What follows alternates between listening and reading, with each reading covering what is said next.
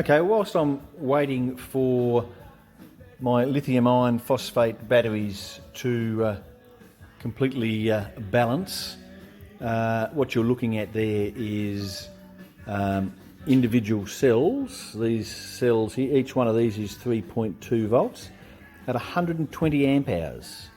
So, and you can see that I've got them all connected in parallel through these buzz bars running down both sides.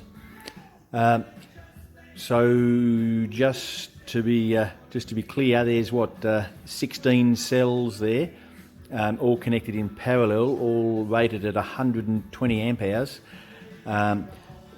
You could easily get 200 amps out of each one of those batteries. Times 16s, I don't know, but that's a lot of current.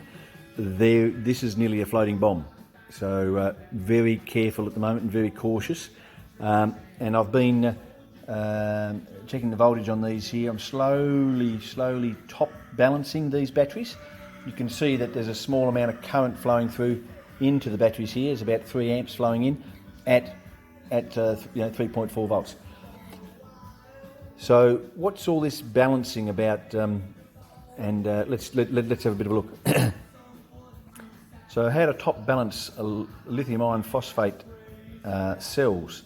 What they're saying is that the issue with these cells is that if you charge them up and you then overcharge them, you can actually, you'll damage the battery, and they can actually explode and expand, and they can possibly catch on fire, which is not good.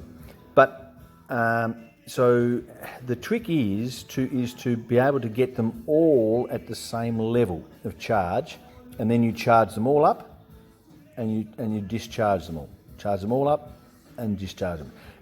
If they get out of balance, if they get all over the shop, then when you charge them up, one of them could overcharge, and that would be a nasty thing. So, and there are two ways of doing this. They call it top balancing or bottom balancing.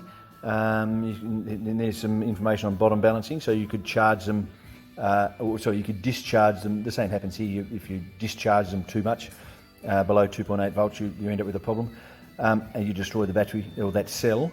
So it's very critical with these lithium-ion batteries that you keep them, that you don't fully discharge them. It actually interrupts their internal resistance. And if you overcharge them, like this one here, you actually deposit, or you change the cellular structure, and it destroys the battery, and also possibly have a fire or something. So we can bottom balance where we discharge them all to a known level, and we connect them all in parallel, and we drain them all out right down to the bottom. Or we can top balance. Top balance is a better way of balancing from the research that I've been doing. So anyway, that's some information on bottom balancing, and some information on top balancing, which is here. Information on top balancing. Anyway, so that's all the thing. But in essence, what they're saying to you, what we do is we connect all the cells in parallel, and then all the currents, if this battery here, for instance, is at 3.6 volts and this one's here at 3 volts, current from this battery will flow into this battery, and they'll both equalise themselves at, 3.4 volts. And then if you connect them all in parallel, all the currents will flow backwards and forwards, and until they're all nicely equalised at the same level. Then what I've and we let that sit maybe for a day or 2 days, and then what I've done over the last 3 or 4 days is I've had the regulated power supply here set up at 3.4 volts and pushing in about 1 amp into these batteries, and that 1 amp's been obviously popping along all of the cells, and slowly, very slowly, because it's taken 3 or 4 days, very slowly fill them nearly all up completely together.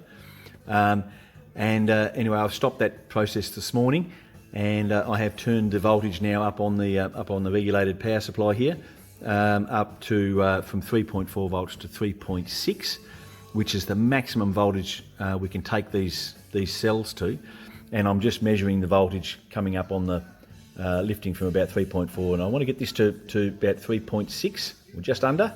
And once I've done that, then I'll let these cells sit for a little while, and then they will be what we call top balanced.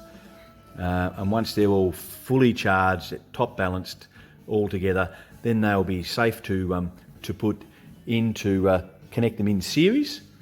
And when we connect them in series, I'll take them from the bench around to the switchboard that will explain a little bit later, and I will install them down in the bottom here, and I will connect them in series. And so there'll be 16 3.2 volts in series, which will give me about 54 volts, and that's a good thing. And the 54 volt, we'll explain it a little bit later.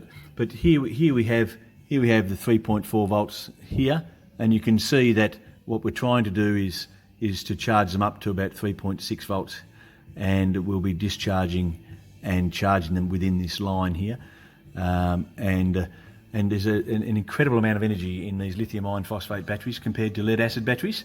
And in fact, if you have a look here, you can see a lead acid battery, as you discharge it, the voltage just simply falls away until it's dead. And in fact, you can't really discharge a lead acid battery past about 50%.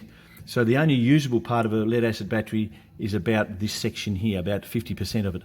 So you might have a 100 amp hour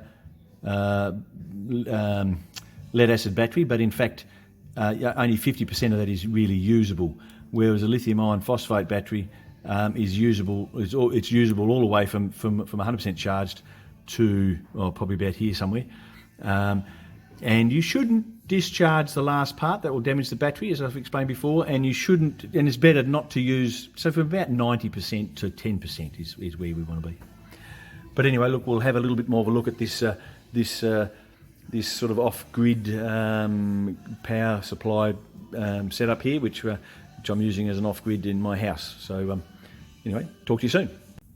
So just to finish up on how the cell balancing commenced, when I first purchased the batteries, or they first arrived on about the 11th of April, you could see that in particular, cell number 8 and cell number 5 were significantly out of balance, and that caused all the energy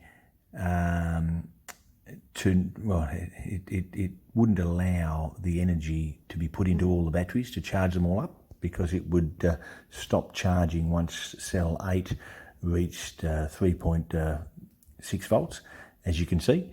And after a little while, on the 12th of April, you can see that also cell 5 started to become more and more unbalanced, and indeed so did sort of cells 11, and the whole thing started to become a little bit unstable. So after about 4 or 5 days of balancing those cells on the test bench, you can see that I've reinstalled all the batteries, and every cell 1 through 16 is top balanced at 3.552 volts, and the unit is currently running quite nicely now. And anyway, I guess I won't know the outcome for a few more weeks, but the expectation is that they will stay balanced.